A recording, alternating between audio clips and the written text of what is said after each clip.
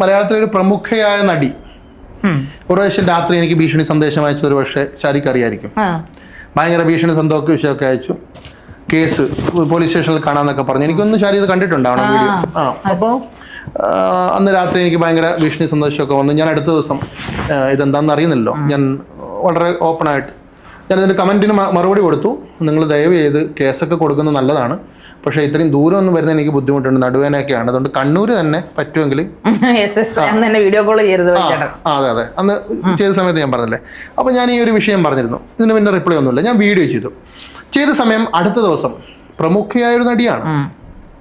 അടുത്ത ദിവസം എനിക്ക് മെസ്സേജിന് റിപ്ലൈ വരുവാണ്, എടാ ഇത് ഇന്നാളല്ലടാ, ഇന്നാളുടെ PA ആണെടാ എന്നും പറഞ്ഞിട്ട്. ഞാൻ പറഞ്ഞു ആണോട്ടാ, അങ്ങനെയാണെന്നുണ്ടെങ്കിൽ നീ ഒരു കാര്യം ചെയ്യും, നമുക്ക് കേസുമായിട്ട് മുന്നോട്ട് പോകാമെന്ന് പറഞ്ഞു.